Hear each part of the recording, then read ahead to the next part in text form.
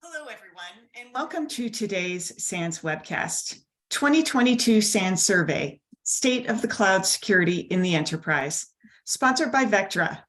My name is Mary Lynn Gollier of SANS. Today's featured speakers are Matt Bromley, SANS Analyst, and Mark Wojtasiak, Vectra VP of Product Marketing. If during the webcast you have any questions for our presenters, please enter them into the Q&A window at any time. Please note that this webcast is being recorded, and a copy of the slides and recording of this webcast will be available for viewing later today and can be found on the SANS registration page. And with that, I'd like to hand the webcast over to our presenters. Perfect. Thank you, Marilyn. Appreciate it. Hello, everyone. Good morning, good afternoon, or good evening, depending on where in the world it is you are joining us from. Really excited to have everyone here today. First off, Mark, thank you for joining me as well. I know we're just getting started here, but a huge thanks to you for joining me on this journey, on this adventure. And I am looking forward to sharing this with everyone. This is actually a survey that we got together with the Vectra team and put together a little while ago, meaning, for anyone who's not familiar maybe with our SANS surveys, these are things that run over the course of multiple months. So we're trying to capture, insight, feedback, points in time, decision-making, so on and so forth from various points throughout the year. And this one captured, I think, a really interesting perspective of, I'd say, about mid to late year, Q3, if you will, 2022. And it's given us a really good insight into the state of cloud security, really in probably this year, and I would say maybe the past couple of years past. We did just post a link to the accompanying white paper that goes with this in the chat. However, I'd highly recommend also listening in on the webcast, obviously, that we're giving now. If you are reading the paper or you are just kind of checking this out and wondering, we'll be offering some insights, some back and forth, Mark and I will, on some of the findings and some of the key takeaways as well. Before I get started, Mark, do you want to take a moment and introduce yourself to everyone? Yeah, hey, thanks, Matt. Thanks for having me. Yeah, I'm excited about this one. This is near and dear to my heart and Vectra. So, yeah, so hopefully, I think are we taking Q&A? So hopefully we get some people engaged and asking questions, because we've been pretty close to this, but I would love to hear some of the listeners' takeaways from this as well. So absolutely. Yeah, and Mark brings up a great point for everyone. The Q&A window is open. We'll be keeping an eye. So just a quick note for anyone who's watching here, because I don't know about you, I always watch folks when we do webcasts, that kind of stuff.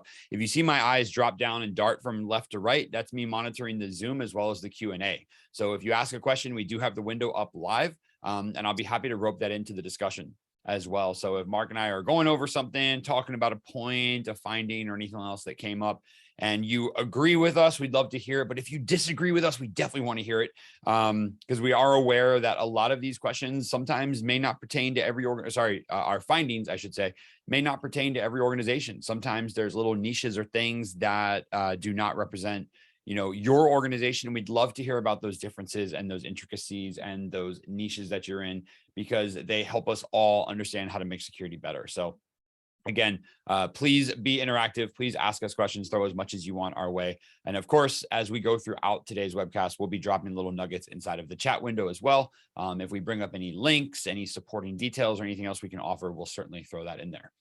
But with that said, I think we'll go ahead and we'll jump right into it. So again, as mentioned, my name is Matt here with the SANS Analyst Program, and I'm joined by Mark, who is the VP of Product Marketing over at Vectra. And today we're going to focus on a couple of different things. These are sections abstracted directly from the white paper. So if you've seen the paper or you're looking through it, some of this might seem familiar. We're going to start and notice that this is going to be a conversation between Mark and myself over the next, 50-ish minutes or so. But we're going to be dropping in, as we go throughout this, tiny little key takeaways here and there about security up in the cloud. And then we'll wrap up with any final discussion that we might have. But a lot of this survey was based on being up in the cloud. And obviously I'm using some, sort of physical reference here, but we all know that the cloud is not really up or down. It is simply someone else's system. Sorry, I had to drop that one in there. But nonetheless, we'll start out by kind of focusing on, what that means and what we use to kind of kick this survey off and to get this started, before we jump into some of our key takeaways. So as I mentioned, this is something that Vectra team and I have been on or working on for many months now. But we started out with a really easy to read, easy to say, easy to think about question, but not so easy to answer. And that's really the nice part about these surveys here. We wanted to focus on the ever-changing footprint of today's enterprises. Now, it's easy to say, well, obviously that means we're going to focus on the cloud, of course, right? Because that's when everyone thinks of the big change in enterprise footprints. Now that's the one that comes up. However, we defined ever-changing as actually having quite a few different attributes to it. Increased cloud is a given. I think we've yet to have a survey. We've yet to have a finding. We've yet to have a webcast. We've yet to have a solutions form. We've yet to have a thing SANS wise. And Mark, I'm guessing you've yet to have a thing vector wise that shows a decline in cloud usage. In fact, the numbers only go up despite all sorts of conditions. The numbers only go up, and unlike certain cryptocurrency exchanges, these numbers are real. I'll just leave that in there. But nonetheless, increased cloud usage is one of the big ones. But there's a couple of other things that we wanted to add on to this as well. Changing workforce. This has been something that I know has been around for a long time. You've heard me say it. I know you've heard multiple folks say it on multiple webcasts. COVID-19 pandemic accelerated a lot of this, but we've had workforce changes in place for a long time now. Even the idea of a SaaS-driven, fully remote workforce was not something that came about in 2019, 2020. It's been around for a long time, but we've seen kind of this accelerated adoption of it. The third-party services and integrations, I see this more and more often. I see more and more times do I end up working with an organization and, the top 4 or 5 things that maybe used to be in-house or used to be sourced in-house are now outsourced to SaaS services or application providers and things like that. And I'm routing my connection, or I'm routing my requests through 4 or 5 different third-party intermediates before I even get to the individual who I'm supposed to be working with. And then the other one that we threw in here, because we have to be reflective of the time period. Remember, I started out by saying we captured Q3 2022, maybe end of Q2 in a lot of this survey here. We obviously have to include the fact that we've got a tightening economy, or we've got some changes happening. I wish when we wrote this survey, I could have put, and the layoffs are done, and we would have been finished there. But that's an important consideration when we talk about cloud security, is just how much things are actually changing. You could describe a security program in October 2022, and in November 22, that program is cut in half. That staffing, that personnel is cut in half. Folks, that needs to be a consideration when we talk about the state of cloud security, because there is no sort of, yeah, we put a good padlock on the door, don't worry, it'll be fine. We'll come back when you have more money. It's all good to go. No. Believe it or not, and Mark, I don't know if you've got any commentary on this either, but I think we're seeing adversaries are ramping up, and they're preparing for even more because they know that we're entering this period of uneasiness and likely short staffing. Yeah, it's funny. I call these 4 things that's under ever changing. Internally, we've called these the uncontrollables as well. I mean, these are just happening, uncontrollably. Like, we don't have control over this. And you know what? We're not the only ones that know this. Yeah. The adversaries know this. They know companies are increasing cloud usage. They know the workforce is constantly changing. They know, there's third-party integrations happening, and supply chains largely digital. And, we can talk about MDR and MSSP as part of that as well. And then they know it's, they know layoffs are happening. They know the economy is tightening, right? So they key to this is like, how do we start thinking like they think, right? Because they're not going to wait. They're not going to, oh, these guys put a lock on the door, I'm going to go somewhere else. They're up for that challenge. So yeah, exactly. And even more, they'll I'd say, in a weird way, we're creating some opportunities for them as well. But we'll talk about that as we continue going through it. But despite all of these challenges, one of the things that we kind of agreed on even before we started collecting survey data, but just in general industry observations, is that despite all of these, it feels like we're asking more and more of our security teams too. And I listed out a few things that we're, kind of demanding of our security teams these days. First off, the first one has always been there. Hey, I hired you to secure an infrastructure that in 2016, 17, 18 looked like this. And now in 2022, near 2023, it looks completely different. But I still need you to secure all of it, if you don't mind. Oh, and by the way, while you're at it, we've got a whole brand new business unit coming online to help cut costs. We need you to secure that as well. We are outsourcing all of these things to third-party applications. So do me a favor, go ahead and secure that. While you're at it, keep up with all the adversary changes and threats that are out there. Monitor for all of them. And by the way, our development team thinks you're slowing them down. So we need you to also move at that speed too. And that was really, I think, kind of what prompted a lot of the questions that we asked, and the way that we phrased these questions was, this is a daunting task. This is a really, really daunting task for any security team that's out there, let alone one that is successfully juggling this and keeping all this up. And then here's, news of all these different changes. So with that said, it's good to get into kind of what the data showed us about the current state and what we can look forward in the future, because we did put some future forward lessons on there too. And that's going to be the how, the how, the what of this particular webcast here. But before we do that, Mark, I think we've got something lined up for you to talk a little bit more about, kind of expanding on that problem that we've talked about that security teams are facing today. Yeah, I think I love the previous slide, and I wasn't privy to it until, I almost built this slide in tandem with you building the slide on more, and security has to deal with more. And we've been talking about this like, what has cloud done? And you alluded to some of this on the previous slide, is this, we call it the vicious spiral of more, and how is it impacting, the security team at large, but in our case of Vectra, the SOC, right? And the SOC analyst. So we think about, and we're trying to put ourselves in the shoes of the security practitioner and architect and leader.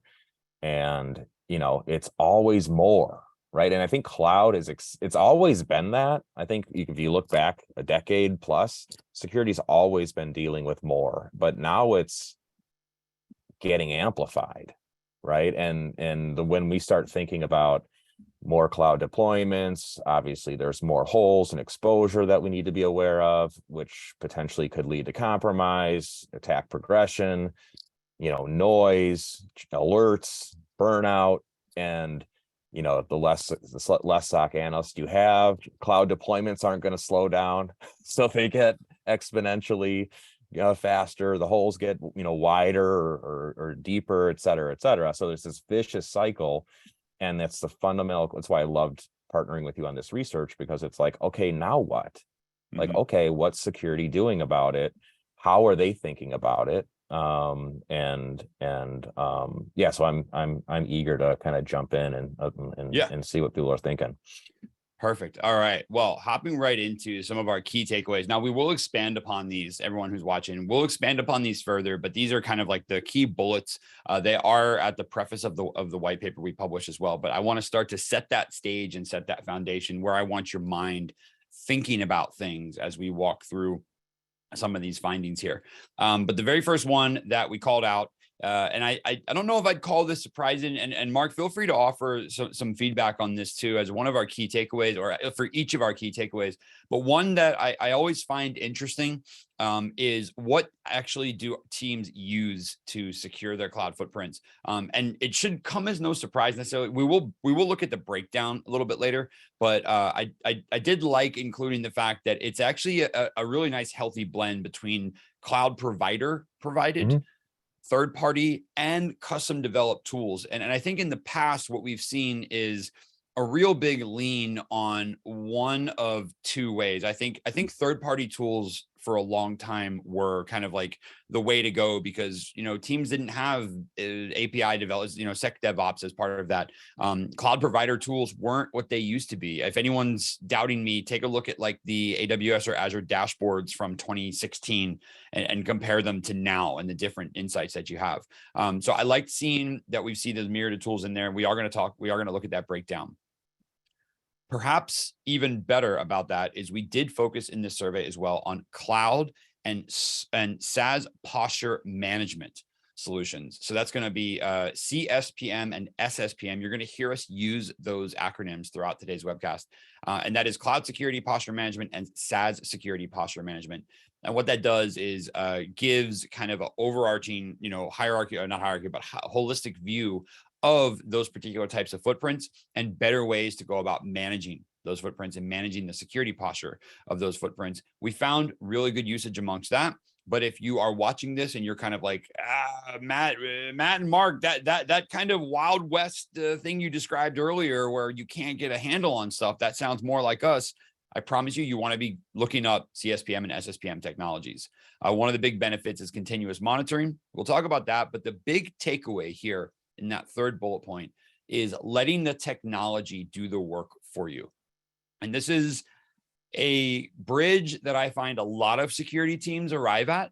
I think for a long time, especially kind of legacy security teams who are used to on-prem environments and are now having to kind of change their frame of mind.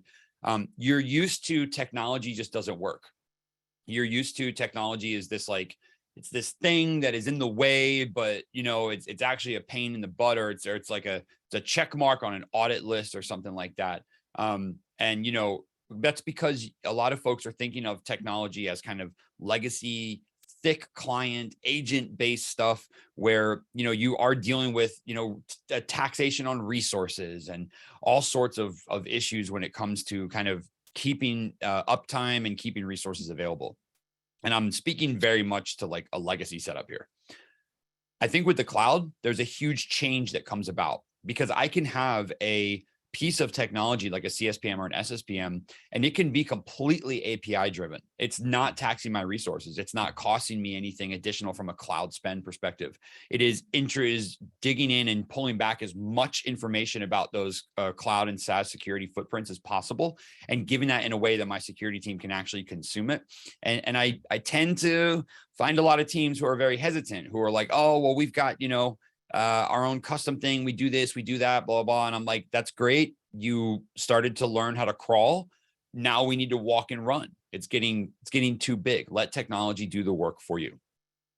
Mark, anything to add on to that one? I know we're going to talk about this one a little bit later too, but anything from a CS or SSPM perspective? Yeah, I mean, you touched on this. And when I look at the top three takeaways, one, I think, this harkens back to the whole realization that even in cloud, that defense in depth model, right? There isn't a magic bullet. So, and it's encouraging to see that they are using a myriad of tools. There's native tools that you can get with your cloud provider, your SaaS provider. You should use them. There's also CSPM tools, whether third party or built in house. We'll talk about that. But I think that maybe we'll cover this a little bit later, but I want to plant the seed in the back of everyone's mind is, we did drill into CSPM and SSPM, but one of the questions I had and why I love this research is, where's CDR? Like, where are security buyers thinking detection and response relative to cloud, much like they would in an on-premises world or a hybrid cloud world? So we'll dive into that a little bit later, because I think there's some really interesting insights through the course of the survey on that. Yeah. Well, that actually, you know what, Mark, that's a great segue to that fourth takeaway, which again, we'll review these results, we'll review the numbers. But another interesting one is that, believe it or not, quite a few of our respondents have, and half of our respondents have an in-house SOC, and apologies, SOC should be capital SOC there, but they still utilize an MSSP or an MDR provider for additional or special tier needs. And I find that to be a really good, promising sign. I'm a huge fan, and this is how I'm interpreting this. I'm a huge fan of organizations that say, you know what, let's say there's 3 tiers of incident response, or 3 tiers of CDR, or 3 tiers of cloud management or security posture, whatever it may be. And I'm comfortable with 1 and 2. We're going to outsource 3.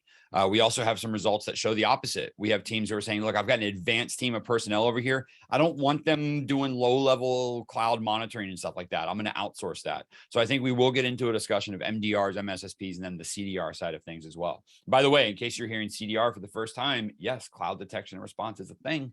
You got to think, we've got endpoint, we've got network, we've got X, we've now got cloud, which never mind, we won't get into all that. That's neither here nor there.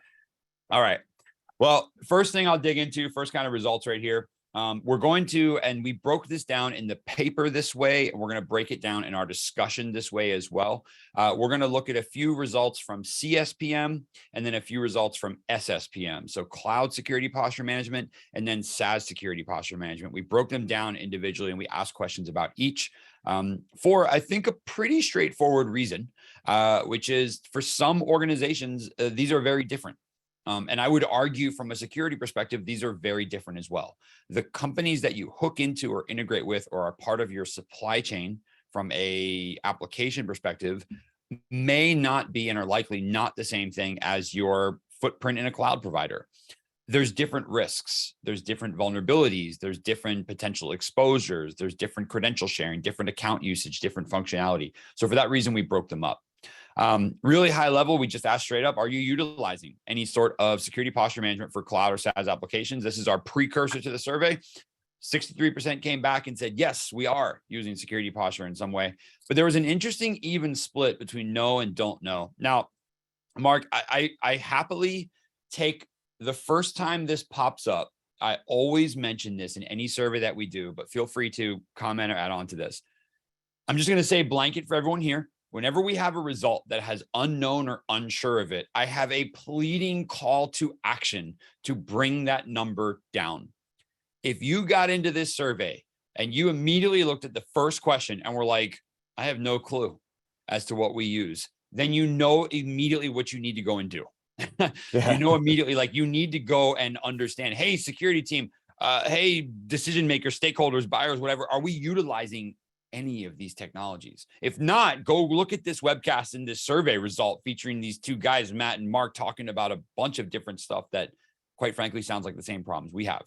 But 63% came back and said yes, even split between no and don't know. Mark, any thoughts on kind of, either the no's or the no's are, maybe in the future, but any thoughts on the unknowns or the unsures?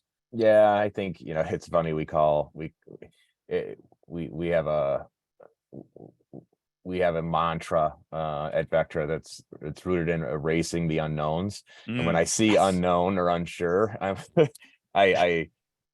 it's for me, it's like, is that a lack of awareness of cloud security within an organization of who we're talking? And these were predominantly security people that we surveyed. So, to not know where we stand or where the organization stands is a red flag. I think the no's, Yep. We don't have one, but we didn't ask like, are you planning to? We didn't ask those kinds of questions. So we just asked yes or no, unsure. And yeah, I agree. The less unknowns we have, the better. Yeah. And it's also, I tend to, when I think of these surveys, I hope that folks who take these surveys are kind of thought provoked after this too. Not just simply like, no, and then just move on, right? The goal of some of these too is to get you to be like, wow, I answered 20 questions, unknown or unsure. Wow, I really need to learn more about our cloud security posture, our SaaS security posture. I really need to have a better handle on this. So I'm hoping for some of you that this survey was kind of a little bit of a wake up call of like, wow, I actually have no clue about this. Now, let me be clear. You could also come back to the table and be like, we don't have a big footprint. We don't have a footprint big enough that we need to go down this route. And that's great, right? As to Mark's point, we did not go any deeper into like, are you planning to? Is there a reason why not? So on and so forth. We wanted to keep it very general. I will offer the positive side of this too. 64% of our respondents came back and were like, yeah, we absolutely are. That number is actually a little higher than I thought it was going to be. I thought we were going to have a 50-50 split between 50% yes and then 50% no or unsure to get greater than 60%, 63% approximately, was a huge win. The reason I kind of frame it that way is most of the time when I talk to organizations about cloud problems or issues with cloud architecture, cloud security, things like that, it's very much like, where do we start? And to hear that there's already a large number of respondents who are like, yeah, we're covered, right? We've got this, which is good. I did mention the other way I read that unknown, or even the no's, if you combine the no's and the unknowns, it's like, hey, is this an indication of, is cloud posture management a priority for the security team? Yes, because we have it. No or unknown. And it's, does that mean it's not a priority or whatnot? Because you'd think it'd be top of mind if they knew, right? Yeah. So Yeah. No, exactly. That's a good way of looking at it too, is prioritization of for respondents. I like that. I like that framing. All right. I did mention this in the key takeaways. One of the other things that we dug into about cloud security posture. Remember, we're sticking with cloud security, we're not on SaaS security just yet. I did throw out there, what types of tools are you utilizing? Cloud native, third party, or custom developed. I again expressed this in the very beginning when we talked about our takeaways, but I'll re-express this again. We did allow our teams to select all that apply, because I could easily see teams having multiple different options here. And I got to say, 82%, 73% coming back and be like, yeah, we utilize the cloud native tools and the third party tools, I think speaks volumes to the capability of the cloud native tools and the capability of third party tools nowadays as well. I admittedly do not have like 2017, 2018 data to look at to back this up, but I will tell you, just from sitting and working in the industry for many years, and Mark, I'm assuming you're in the same boat. If we asked this same question years ago, I guarantee you the answer would be largely geared towards custom developed tools. I think a lot of teams in the past were kind of like just trying to figure things out, or it was like, Python scripts scattered across the sysadmin desktop and that kind of stuff. And it was just like, yeah, we'll try and figure this out. Now there's some awesome feature sets and capabilities in here. So I was glad to see this representation. Mark, I have a question as well, which you and I can talk about. What features do you think a team should be looking for in cloud security posture management tools? Remember, we're sticking with the cloud side, but if you spill over into SaaS, I won't tell anyone. Yeah. But yeah, some thoughts. What do you think is helpful, or what's driving this huge uptick? we always center feature requirements on kind of in 3 buckets, right? And I think this would hold true with posture management tools as well. One, coverage, right? Does the tool provide, what kind of coverage does it provide from a cloud posture perspective? So that'd be like the first, and there's like a whole host of feature requirements you can kind of drill into under coverage. I think the second pillar is probably clarity. I think, we started this off with security's got to deal with a lot. There's more. And I think tools need to provide more clarity around what's critical, what critical gaps to close first. So how do tools kind of set the urgency level around misconfigurations or vulnerabilities, et cetera. And then obviously, you can't have a good security tool without control. What kind of controls are in place? Can they be automated, et cetera? Are they flexible enough where you do manually or automated? And I think we have a couple survey results on the whole automation question a little bit later, so we won't go deep into that yet. Yeah, absolutely. But I think it's also I think, Mark, you hit on all the top key points there. So I'd almost call that, for anyone who was kind of going through that, I would make that a checklist. One thing I encourage a lot of folks to do is, again, if you come out of one of these surveys or one of these webcasts or one of these white papers and you think to yourself, like, I need to fix this particular thing, it needs to be better or something like that, then, that will also give you like a really nice checklist of things to be looking for and kind of things to compare against as well. So digging in a little bit more against the cloud security posture management, I wanted to expand upon this one, especially in discussion, because I think there's some really good insight in here. We went and asked our respondents a little bit further, what is the primary benefit your organization has seen from this one? So for anyone who's out there, if you're in that unknown, unsure, or no category, and you're thinking to yourself, well, why would I? Right? This slide's for you. If you're in the yes category and you're like, yeah, but it's not really doing anything for us, I'd put you in this slide as well. The primary benefits that we're seeing, it very quickly was like a third majority, and then knocked down almost to single digits. Approximately 40% and 31% used it for monitoring. I'm going to call it real-time monitoring policy configuration violations across multiple cloud providers. That's, I think, kind of like a no-brainer what we expected to see from this aspect. I did find it a little interesting that assessing data risk in real time across cloud providers. Remember, we're at cloud security, not SaaS security here. I did find it interesting that data risk in real time was so low. And then the one that I called out here, and Mark, feel free to offer any feedback on either one of this too. I also found automated provisioning very low, and I wasn't sure if I expected that to be a little bit higher. I would think that we would potentially see that higher, but then I started to think to myself, wait, am I crossing wires between developers and the security team? Am I asking folks who are not really provisioning how they feel about provisioning? Or is it, some other side? What's your take on this one? Yeah, I think it's probably indicative of the audience we surveyed, because I'm not sure security, if we and I think we did some research on who owns oversight, management, et cetera. And I think we'll cover that maybe in a little bit, but it's I think it's more of the indicative of the respondents, because I'm not sure security would say they would automate cloud provisioning. And there's a couple of things. It's either A, they don't trust automation to do it. They don't trust the technology to do it, so they're not going to automate cloud provisioning, or B, it's just not in their realm of management responsibility. Yeah, I think that's a good way of framing it too, right? It's going to depend on the audience that we were looking at. The flip side of that is I do like the representation. I mean, almost 40% saying, hey, look, we're utilizing CSPM tools for monitoring for real-time threat detection. I'm a huge fan of that one. The other one that I'll call out just from a discussion perspective, at 14%, detect and automatically remediate.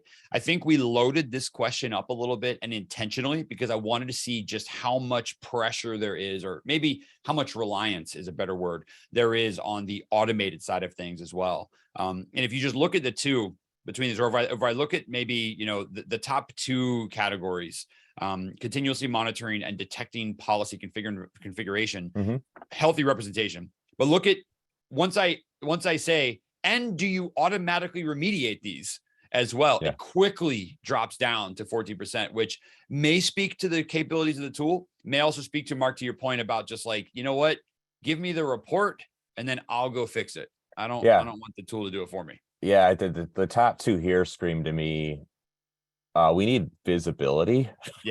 Our first problem foremost is visibility of what the heck's happening in cloud land. And then, okay, once we have that, so ideally I'd love to see real-time data risk assessment, automatically remediate, that kind of stuff go up over time, because it's like maybe it's the visibility of, hey, we don't know what we don't know, so let's first erase that unknown of like what the heck is happening in the cloud from a threat perspective, misconfiguration perspective. Let's try to get our arms around that, then let's figure out how we automate remediation or provisioning or whatever it might be. Yeah, exactly. Now, while we're on this topic, and I did this intentionally, watch this jump from cloud security posture management to SaaS security posture management. All right, everyone watching this graph, this is cloud security. Look at SaaS security. Completely goes the opposite direction. So what benefits do organizations see from SaaS security posture management? And look at this right here. Everything is above 37% in this case. A lot of them are a healthy majority of our respondents. Continuously monitoring, detecting policy configuration violations, assessing data risk, detecting and automatically remediating vulnerabilities at almost 42%, and then automated cloud provisioning as well. So, I think, Mark, you called it out earlier. It speaks a little bit to our audience. Or is this saying that our security audience is more involved with SaaS security than they are of cloud security? Maybe I'll frame this differently. Why would the representation be so much higher in SaaS security versus like cloud security platforms? If I'm going to start a webcast saying, security teams, you're responsible for securing everything that's out there, right? Then I would maybe expect the representation to be higher. I don't know. What are your thoughts on this one here? Yeah, I think, my takeaway from this is, well, there's a couple. There's probably a lot of SaaS applications running in an environment, in an organization. They probably have more SaaS applications than they have infrastructure or platform as a service type of cloud applications or services. So the sheer number of SaaS applications is one reason they probably lean on SaaS posture management pretty heavily and see these benefits. The other thing that keeps poking at me is end users are closer to SaaS applications and data, and end users are largely a target for attackers. So is it the closer the end user, the employee is to that cloud application and the data stored by that application or accessed by that application just mean, hey, we need tighter eyes on it and we need, we use it for these many different reasons, right? Yeah, I like that. I think that's a good, a good way to frame it, a good way to look at it as well. So I think from a representation perspective, much better here. Question came in that said, it's also an indicative of that first slide we had where we talked about workforce change. Yeah. Right. Just more SAP applications being used by a remote workforce, by you name it. So obviously, I think this tells me security SaaS is top of mind, which is encouraging to me. There it is. Then, not that CSPM isn't, now that cloud infrastructure isn't top of mind, but this screams, wow, we got to get our arms around SaaS application security. Yep, exactly. And I think that's a good way to interpret it too. We had a question that came in that said, is there a distribution of what applications have SSPM applied to them? And they specifically said, is it Microsoft 365 heavy? I'm assuming that's what M365 still stands for. To the person who asked that, we did not go into specific applications and breaking that down. However, I'm going to kind of explain why. First off, I think you end up, let me frame this differently. We had a survey earlier this year where we said, who do you use for cloud services? And I think any of you can imagine what the top 3 responses by almost an exponential value were compared to like the 1 or 2% that was kind of out there. I would say you're probably going to have the best CS or SSPM representation in the biggest and most widely used apps that are out there, because that's what everyone's asking for. So I'm going to give you kind of that extremely vague answer of we did not break down into specific applications. But I would almost bet if you're looking for integration or coverage capabilities, you're going to find them on some of the biggest apps that are out there. Yeah. The other reason we didn't include this, or perhaps I'll say the other consideration that's important here is some organizations really, you get an industry bias on the data, and it's not a bad thing necessarily. But without any sort of profiling whatsoever, if I ask everyone, who are you using as a mail provider, right? You can probably start to figure out what those answers are going to start to look like, start to break that out. But if I went to healthcare and technology, financial, and public sector, and I asked the exact same question across those 4, it would look like 4 completely different surveys were taken. So I think at a general level, what we do is we tend to say, let's focus on the usage of security tools, not the specific applications that are being used about them. But a very good question. So thank you. Thank you for asking that one. All right, moving a little bit into the security side of things. I did bring this up at the very beginning. Keeping the focus on our audience, our security audience, and our security findings here.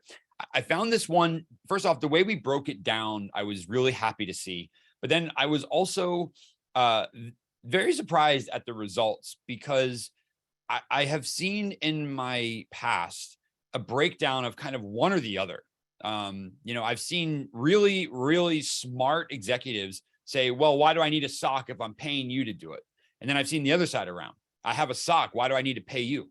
And it's, both arguments are right sometimes.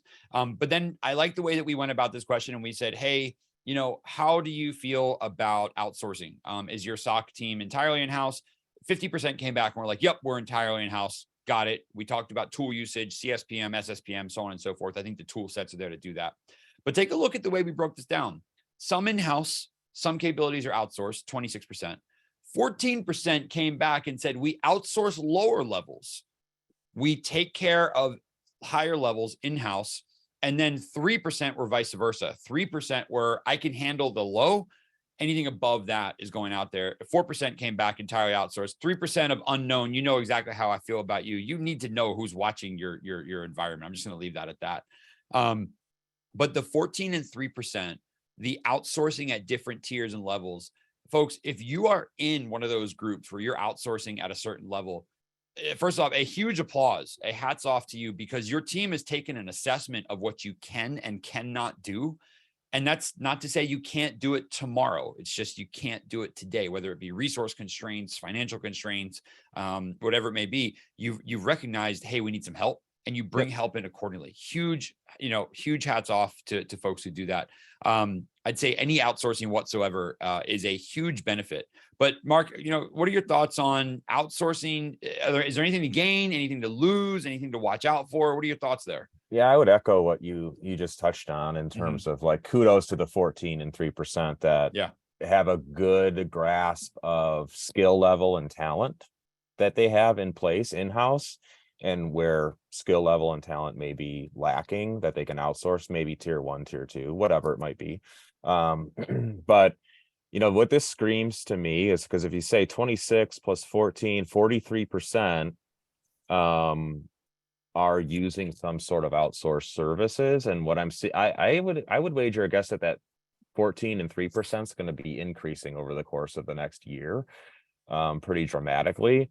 Because I think enterprises, and what we see is enterprises, and vendors, MDR services, this notion of a shared responsibility model where internal and external analysts, third-party analysts, are working together collaboratively. Maybe they're just distributing workload in certain ways, et cetera, et cetera. I think there's just a ton more to gain from outsourcing than not. Especially from a skills development perspective, and a lot of we've got MDR services, and what we see is, I just don't have the cloud skills, so I'm going to outsource to an MDR to help me with cloud skills. And at the same time, that MDR is going to help me build the skills in-house. Right. So over time, they can begin shifting the mix of how they rely on their MDR partners or MSSP partners, keep that very, share in that workload. Yeah. And I think, there's other benefits to be gained there as well. Again, we didn't dig deep into this one, but I like the ability to open the discussion on this too. A shared partner, that shared responsibility also brings your partner's resources into the mix as well. An MDR and MSSP who's helping provide some services for you is likely also providing those for other organizations. So you might actually have a front row seat to things that come through. Threat intelligence integrations, services, features, capabilities that you may not even knew were there just because your team is busy dealing with other stuff. But the other thing, and I'll add on to this, the last thing I'll mention here, because we're going to look at the next topic, which is actually quite complementary to this. But the other thing I'll add on is the ability to effectively respond to an incident involving potentially new technology. And I'm using that kind of as a precursor for our next finding, which talks about detecting or responding to an incident involving cloud assets.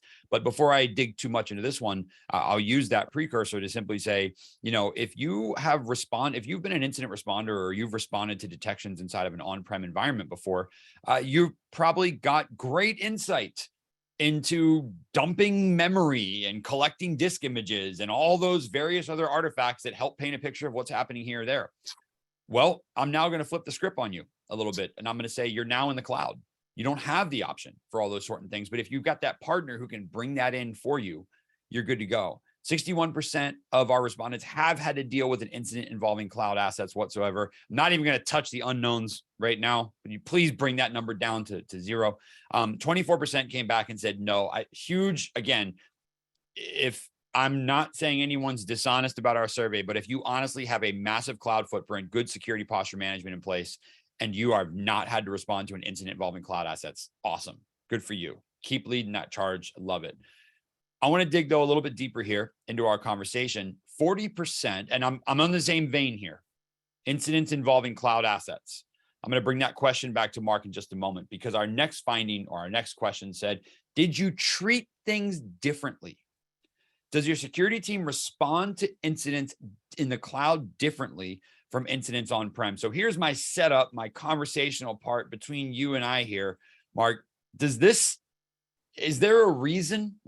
Does this question ask a question that shouldn't really need to exist? Is there a reason to treat these differently? And I'll also add in here, if your answer is yes, we should treat these differently, how does an outsourced partner kind of help out with that as well? And I've already given like enough of a runway for you to take off successfully with here. God, my short answer is no. There's no reason to treat them differently. Attackers don't. I mean, if they see one giant attack surface, they don't see your cloud and then your on-prem network, and then they say, oh, I'm going to attack this differently than I'm going to attack. They just see one giant attack surface, a kid in a candy store, and they'll progress and move however they deem. So responding to an attack should be this, like, you need to ensure you have the right incident response steps and they apply to a cloud, but I wouldn't say they need to be differently. They shouldn't be different. Yeah. Now going back to you setting up the question around, you know, around how would an MSP, SP, or MDR help with this? Listen, if you're outsourcing part of your SOC to an MSSP or MDR where they have a wealth of customers, they more than likely they've seen the attack before, so they know what to do. Yes. If you're purely on-prem from a SOC perspective, and you know, and I'm going to discount the 14% that said cloud assets have never been part of the attack. You know, I'll say, and you've never seen it before, you don't necessarily know what to do, which means, yep, we're going to respond differently to this because we've never seen it before. So that's where that knowledge of the SOC and that the MDR brings you, or MSSP brings you, and like, we've seen this in other customers, right? We're seeing these patterns across our customer base of how attackers are behaving. Let's talk about incident response. Let's talk about how, you know, we handle this in your environment. Exactly. Right. And I think that is, I think Mark, you got to exactly the same point that I'm at too. I view the answers to this question, the yeses versus the nos, as experience, as coming down to whether or not they've seen this type of thing before. Now, don't get me wrong. If I asked a team in general, like, hey, someone compromised your AWS root account, someone compromised your domain administrator account in your Active Directory, those are different incidents, right? I could easily come back and say that, or I could easily see someone coming back and saying like, yeah, those are totally different things. We have to treat them differently and that kind of stuff. If I bubble up high enough, we're talking about privileged account abuse, privileged account theft, in which case my IR reaction should kick in. I'd argue that, you know, the ability to inflict damage with that credential might be different, but our response to them might be a little bit different, or sorry, our response could be similar simply from a classification perspective. Now, you know, would resetting corporate passwords be different than resetting a root account? Absolutely. I think there's, you know, little intricacies or niches we could pull out here, but it's more focused along the lines of, you know, if you've never seen it before, you think it might be different. But I think what Mark and I are really getting at here is a good incident response program or a good incident response process, which may or may not involve that third-party MDR, MSSP, would encourage you to consider the entire footprint of the organization, because that's exactly how adversaries look at it as well. Yep. And sure enough, right on cue as well. And I even, you know, brought up the question here, what percentage of an incident, again, we're kind of keeping the thread along an incident that an organization has responded to here. What percentage of the incident was based on cloud assets? Folks, take a look. 57% or almost 57% came back and said it was some cloud, some on-prem. 33% were like all cloud in this case. But look at that 57, the biggest majority right there. Adversaries don't care. I've never encountered a case where an adversary said, oh, this asset's in AWS. Oh, yeah, I tell you what, Mark, let's just pack up and go home. I didn't realize this thing was in the cloud, right? Vice versa. I've never seen an adversary say, oh, they don't have a cloud footprint. Well, then take them off the target list, right? Your footprint is what the adversary is going after. So Mark, I think you've already kind of alluded to this one as well, but do you think this speaks to actor capabilities or organizational makeup? Yeah. We see more and more of this. It's like, how do we segment or categorize types of attack progression? Is it cloud to cloud, network to cloud, all on-prem, cloud to network, or cloud to on-prem? and the mix is like this 57%, if not more, right? So I applaud the 57% that have the visibility to those attacks progressing between cloud and on-prem, or including both cloud and on-prem assets. Yeah. Because that's a good sign. Exactly. All right. And then this is a little bit of a call to action for the next two slides are our last two discussion points. Remember, there are more discussion points. There are more things in the survey, but I highly recommend checking out the white paper. But in the topic of or on the topic of our survey here, we did go and ask our teams or our respondents, if you're pulling data from your various cloud platforms, what types of telemetry are you bringing in? I look at this slide and our next slide, which talks about different types of telemetry as well. I look at these slides as if I'm in that in-house security team, right? We've kind of built this foundation now. A percentage of our respondents are completely in-house or outsourced different tiers or completely outsourced. A percentage of them are using SSPM or CSPM technologies. A percentage of them have responded to incidents. We now go kind of to that final step of like, cool, if you've got this capability in place, what types of telemetry are you using? What are you pulling in? API logs, network flow, host infrastructure metrics, all took the 2/3 majority plus here. Again, select all that apply. This is not a composite of 100. It's going to be way more than that. I found it interesting that as we go further on down the line, we saw less and less reliance from a cloud platform perspective on network packet data. I think that's to be expected.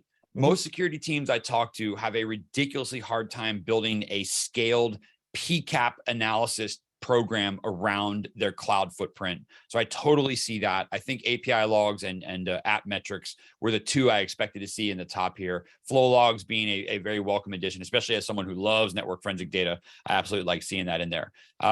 But, I think we're going to continue to see this. I would imagine these trends to actually be pretty consistent year to year. I don't think we're going to see some massive explosion in PCAP capability for cloud platforms in the future. But Mark, any thoughts on that? Any contention? No, I agree with you. I think this wasn't surprising. Yeah. I think interestingly enough is probably the next slide. Yes. Which goes a little bit deeper. Yes. So this one takes a look at SANS application telemetry that's being pulled back. Notice it's a little bit different, right? We're not going to capture full PCAP from our SANS applications, things like that. IAM took, the really big lion's share here, nearly 86%. But security teams, I viewed this as like IAM logs, service logs, and usage and session data. Again, top three categories, nearly 2/3 across the board. I look at this as security teams really needing high fidelity or telemetry that can provide detection capabilities. Knowing your SaaS application is up 99.9% of the time, that's okay, great. That's what I paid for, but I want usage data. I want session data. So I looked at this as high fidelity or detection capabilities are the ones that security teams want the most. 100%. All right. And with that said, I'm actually going to hand it over. Mark, on behalf of Vectra, I'm going to give you a little bit of time. We've got about 7 minutes or so left in the presentation. I know you've got a couple things lined up to talk to us about as well. I wanted to give you a chance to talk about some of the great stuff that Vectra is doing, but I'll just say before we get to that, a huge thanks to everyone for joining us today. We're not done. We've still got time. Mark's got plenty more to talk about, but that's going to conclude our survey discussion. I would highly recommend if anyone went through this white paper, and we did have a few folks in the Q&A window who were like, hey, I'm looking through the paper and I noticed this versus that, so on and so forth. Folks, feel free to reach out to us on Twitter, email, or whatever, and keep that discussion going. And I do highly recommend checking out what Mark's got lined up for us as well. He's got some really cool takeaways, and the things that they're doing over at Vectra can really help solve some of these problems here. So with that said, Mark, I'm going to let you take it away for a couple slides here and talk to us about some of the capabilities. Yeah, I just, I think for the audience, it's one of the things that's like, why did we partner with SANS on this survey and this research? Because this is how I'm not going to go into a product pitch, but you'll probably hear me name drop a few things. How do we think about cloud security? And some of the research we're doing in partnership with SANS, but in other primary research, voice of customer stuff we're doing is we kind of see it as it takes two to tango here when it comes to cloud security. Of course, it takes more than just two technologies, but fundamentally, we're seeing in the cloud world two fundamental unknowns, right? Where are we exposed right now, and where are we compromised right now? And those problems are fundamentally different, right? But they feed off of each other, right? So we talked a lot about our research today around exposure and posture management, right? But, you know, obviously posture management is being used to detect threats and things like that. But where Vectra comes into play is, where are you already compromised, right? Where as an attacker already infiltrated the organization, and how are they progressing inside that organization? So we begin to ask fundamental questions like, if this isn't a CSPM, SSPM versus CDR, but this is like hand in hand, how do they work together? And one way we think about it is urgency level, right? So go to the next slide, Matt. And the way we're beginning to frame this up is, whoop, there we go. Two distinct cloud problems to solve, right? And how you think about where you're going to make technology investments, et cetera, et cetera. And then, and then I think about, unknown cloud exposure.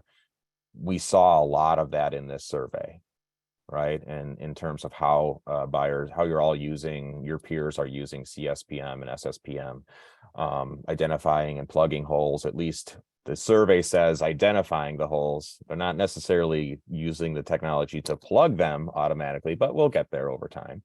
And with the purpose of hopefully reducing risk over quarters and years. And this brought us back to the uncontrollables, and we've got to come to face the facts that exposure is uncontrollable.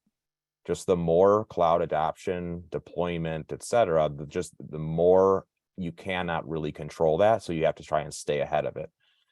On the flip side, there's cloud detection and response, right? That's a whole different problem set. Where have attackers already infiltrated, right? It's more focused on breaches that are already in progress, or attacks that are already in progress.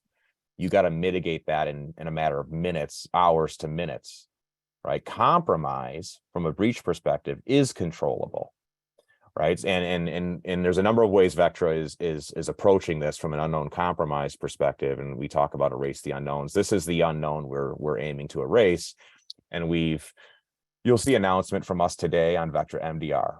So I love the MDR and MSSP research in here. Coincides with our product announcement today. A couple of weeks ago, we announced attack signal intelligence, which is all about that signal clarity.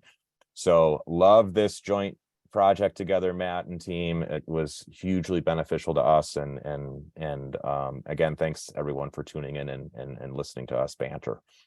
Awesome. I loved it. No, a lot of good back and forth there, and a huge thanks to the folks over at Vectra for bringing this together as well. We still have a couple minutes. If anyone's got any questions, feel free to throw them into the Q&A window. We've actually gone through and answered live everything that came in. But one thing I wanted to go back to really quick before we end up handing it over to Mary to sign us off at the end of the day here was, let me see here. I thought I had something lined up. Oh, there we go. Yeah. So I did drop in here a question that not necessarily went unanswered, but I think came up in discussion, but I want to hone on this just kind of one more time. This final slide where we talked about telemetry for SaaS applications, I dropped a question in the bottom that said, how can security teams utilize this type of, telemetry to craft detections or monitor for suspicious activity?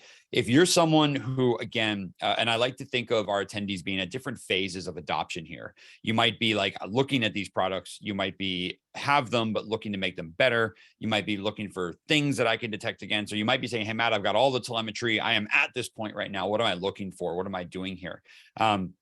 First off, the survey speaks volumes as to the types of things we want to look across, number one. But number two, when you're going across this type of data, you want to start to apply, and this is my favorite tie back here, right? Because we've done surveys and papers on like on-prem approaches.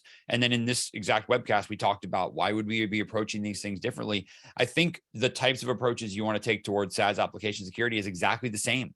I want to look for things that don't make sense. Users accessing applications they shouldn't be. Accounts doing too much outside of normal hours, abnormal behavior, abnormal applications, abnormal sharing, and things like that. There's so much telemetry and visibility available in these applications now that you'd be hard pressed to build a lot of very similar use cases against some of these, against a lot of these different telemetry types. There we go. That you wouldn't be able to find in like normal event log or a normal SIM, if you will. Normal user behavior analytics applies to the exact same approach. And I like being able to draw that bridge between the two that simply says, wait, I've got a bunch of use cases against this old on-prem data here. I could just port that over to my cloud stuff, change a couple of fields, and boom. Now you've got a team with new telemetry, new technology, same approach, same understanding of how the data works. And I love that way to just quickly be like, oh, now we have coverage in a thing that we didn't have coverage before with minimal work and minimal effort. Yep. So with that said, everyone, we are right at time as well. Thank you for giving both Mark and I part of your day, whether it's morning, afternoon, or evening for you. A huge thanks again to the folks over at Vectra for helping us deliver this survey and make it possible. Mary Lynn, I'm going to hand it over to you to take us home. But Mark, thank you for joining me today. It was a pleasure being here with you. Had a lot of fun. Thank you. Thank you so much, Matt and Mark, for your great presentation, and to Vectra for sponsoring this webcast, which helps to bring this content to the SANS community. To our audience, we greatly appreciate you listening in. For a schedule of all upcoming and archived SANS webcasts, including this one, please visit sans.org/webcasts. Until next time, take care, and we hope to have you back again for the next SANS webcast.